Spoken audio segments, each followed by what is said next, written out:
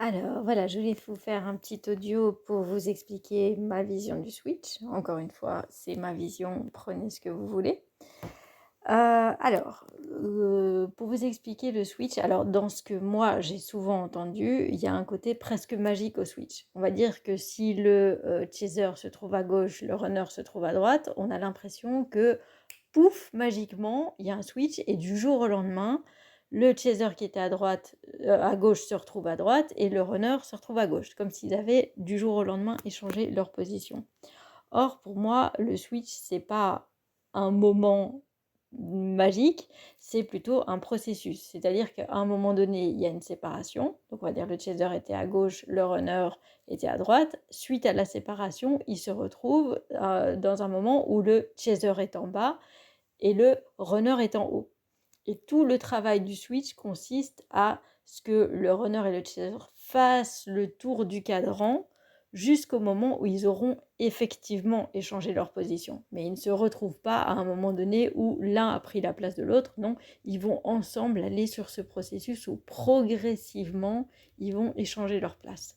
C'est un peu comme si votre âme, votre intérieur était un coffre-fort et que en fait il y avait différentes serrures. Et c'est pas comme si le coffre s'ouvrait comme ça du jour au lendemain, mais en fait il faut que chacune des serrures qui ferment le coffre de votre âme, c'est joli ça, il faut que chacune des serrures saute.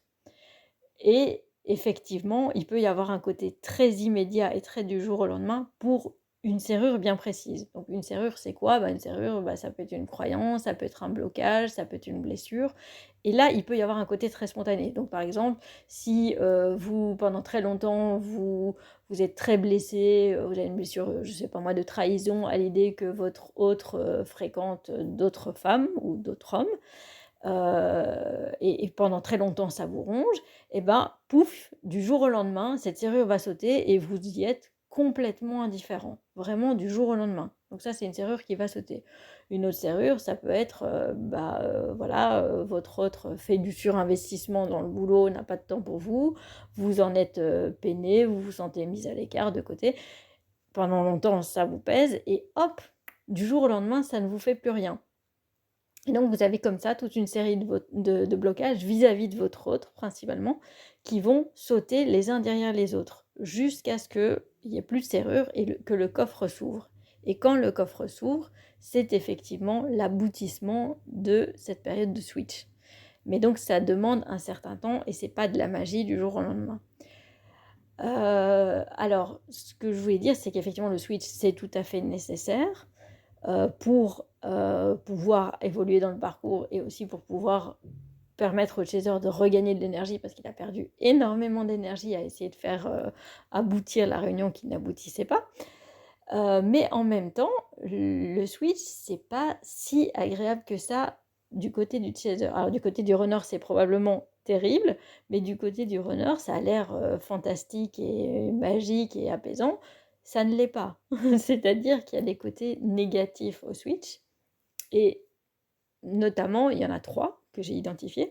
C'est d'abord le switch, on est largué. C'est-à-dire qu'on est complètement largué. C'est-à-dire qu'au départ, dans la première partie du parcours, on sait qu'il y a un chaser qui chasse, il y a un runner qui s'enfuit. Chacun connaît sa fiche de poste parfaitement, on sait qui fait quoi. Et puis après une séparation, on se retrouve, comme je disais, il y en a un qui est en haut, l'autre qui est en bas, et on ne sait plus du tout. C'est-à-dire qu'avant, on savait comment l'autre allait réagir. En tant que chaser, on savait de manière instinctive que si on disait telle chose, si on se comportait comme ceci ou comme cela, on savait instinctivement qu'on allait faire fuir son runner. On pouvait juste pas s'empêcher de le faire, mais instinctivement, on ressentait qu'en faisant ci ou ça, on avait provoqué une fuite. Donc on savait où est-ce qu'on se trouvait, on savait ce qu'on avait en face, et on savait très bien comment ça fonctionnait. Là, on se retrouve complètement face à l'inconnu. C'est-à-dire qu'on avait une réaction qui avant donnait B, et bien maintenant, cette même réaction A, elle donne C.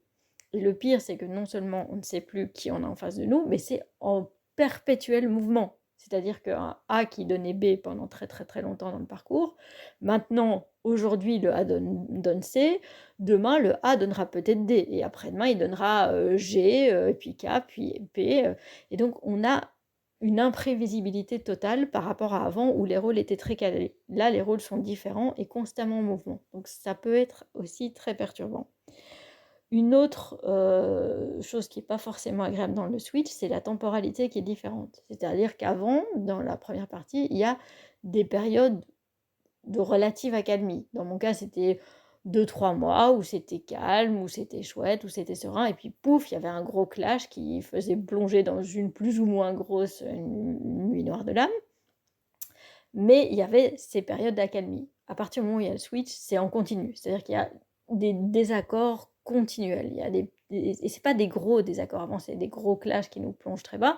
Là, c'est perpétuellement des petits désaccords, des ajustements à faire. Et c'est désagréable parce que c'est tout le temps, tout le temps, tout le temps. On ne nous lâche pas. Et alors, la troisième chose qui est un peu moins agréable aussi, c'est qu'il y a une perte d'intensité. C'est-à-dire qu'avant, il y a des bas très très bas, donc ça c'est le côté chouette, c'est qu'il n'y a plus de très très très grosses douleurs comme on en avait avant. Alors je parle du côté de chaser. Hein, le côté runner, c'est pas le mien, donc je me permettrai pas. Mais donc il n'y a plus de très très grosses douleurs, mais avant on avait des bas très bas, mais on avait aussi des hauts très très hauts. Donc on avait des moments pratiquement d'extase dans la relation, et ça on les retrouve plus. C'est-à-dire on arrive vers quelque chose de beaucoup plus neutre, de beaucoup plus modéré, donc plus de souffrance, ça c'est chouette, mais on n'a plus non plus le haut des montagnes russes. Donc ça c'est dommage. Donc voilà, et donc ce que je voulais dire tout de suite, c'est moche, mais ça marche. Voilà, à bientôt.